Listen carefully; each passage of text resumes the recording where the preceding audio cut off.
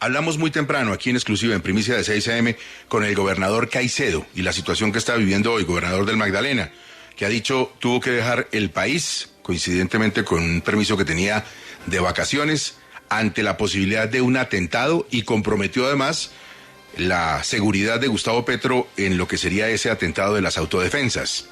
Muchas dudas nos quedan, muchas inquietudes, muchas preguntas sobre ese episodio de la salida del gobernador. Doña Diana Calderón, la directora del Noticiero del Mediodía y de Hora 20, tiene primicia a esta hora en 6 a.m. que tiene que ver con la situación, Diana, del gobernador. Buenos días, Diana.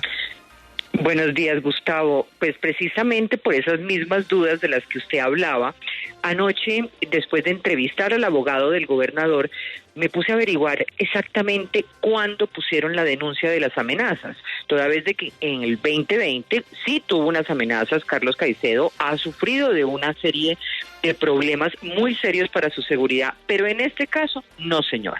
No existía ninguna denuncia colocada por Carlos Caicedo hasta anoche a las 10:26. Tengo en mi poder que después de la entrevista con el abogado, la denuncia se coloca en el Magdalena, en Santa Marta. Tengo el número del radicado, se lo voy a mandar a usted para que lo tenga, en el que se relatan los hechos solamente hasta anoche, en el que se dice cuáles fueron los hechos que denuncian que el día 14 de agosto, vía celular, el señor gobernador Carlos Caicedo recibió de una fuente humana, persona que se identificó como Richard Mac Riaño Botina, manifestándole que está exiliado en Canadá y que había sido funcionario del CTI, esta persona con la que supuestamente habló el gobernador. Y en esa conversación, el señor Riaño Botina le dijo al gobernador de la existencia de una orden emitida por cabecillas de las denominadas autodefensas gaitanistas de Colombia, por cabecillas del Clan del Golfo, para atentar contra su vida e integridad. Orden que haría parte, dice el documento, de un plan de exterminio orquestado por líderes públicos de ultraderecha, que incluye atentar contra la vida de otros destacados dirigentes políticos con la finalidad de crear un clima de zozobra, terror, amedrentamiento, escenario preelectoral que se avecina. Con lo cual, Gustavo, no es que no exista la amenaza, es que la denuncia que se había dicho que habían colocado previamente no se había colocado. La denuncia fue colocada anoche a las 10:26. ¿Por qué sale del país el gobernador sin colocar la denuncia? ¿Por qué el abogado, en la entrevista que le hicimos en Hora 20, dice que fue colocada la denuncia en la Fiscalía y en la Policía Nacional, y que además la ONP no cumplió con la resolución de darle los escoltas que requiere para su seguridad? Por lo menos el gobernador nos debe una explicación frente a este tema. Sí, aquí estoy viendo, como usted bien dice, Diana, el radicado que usted me envía, y sí, toda la razón. El radicado es de las 22, 26, 25 de agosto en Santa Marta, Magdalena, es el número único de noticia criminal, pero además el gobernador tiene varios días por fuera, Diana. Claro, Gustavo, y el hecho no es que no exista la amenaza. Si la amenaza existe, es muy grave y no hay... ayer estábamos preocupadísimos, solidaridad total con el gobernador del Magdalena, un líder muy importante de su región, pero lo que no es explicable es una cantidad de hechos vacíos acá. No coinciden las fechas, por qué no se coloca la denuncia, por qué un líder gubernamental, un líder de una región como esa no puede tener protección dentro del país y necesita salir. Entonces, si aquí lo que hay es un hecho político, pues hay que decir que es un hecho político, pero no es un hecho de otra característica, ¿o no? Sí, es una cosa delicada y además compromete a Gustavo Petro, Diana. Sí, así es, Gustavo. Entonces, pues ahí está, 10:26 de la noche. 10:26, Diana, un abrazo, gracias. Gracias a usted, Gustavo. 8 de la mañana, 21 minutos. Espinosa, ¿quién es este señor que dice ser la fuente? ¿Ya se conocía? Claro, sí, Gustavo, el señor Richard Maoc Riaño Botina, seguramente para muchos por el nombre no lo identifican, pero se hizo muy célebre hace ya varios años como hacker fiscalía.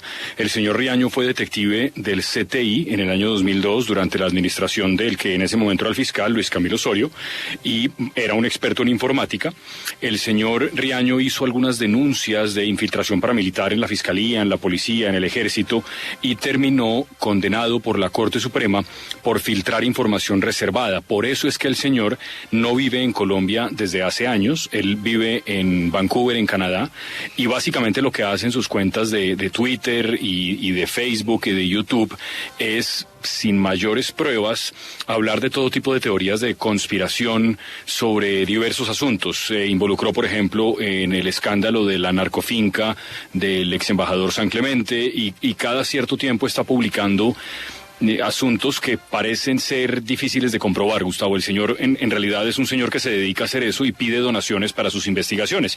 Por eso es que aparezca en esto, en realidad no es sorprendente, porque, como le digo, se la pasa en esto, diciendo cosas. Mire, por ejemplo, Gustavo, un trino, pues cualquiera, del tipo. Entonces dice, uy, el enano de Abelardo, obviamente refiriéndose a Abelardo de la Espriella, le va a pegar en la cara tal cual como le enseñó la loca de Álvaro Uribe Vélez. Ay, yo le hablé en la cara al director del CTI encargado, Mario Espitia, quien estaba creando grupos paramilitares, según 4 investigaciones.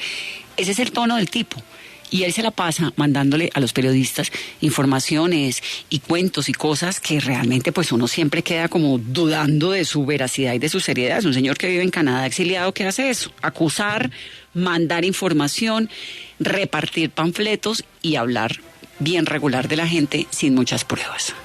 Pero además, Gustavo, compañeros y a los oyentes, también está pivoteando en la mesa una cuestión que se preguntan en Magdalena, y dentro de las dudas de los periodistas tenemos que decirla, y es que hace tan solo 2-3 días el exparamilitar José Gregorio Rojas, alias Yoyo, señaló directamente al gobernador en Radio Magdalena de ser el autor intelectual de 2 asesinatos, del decano Roque Morelis Zárate y el estudiante Hugo Elías Maduro.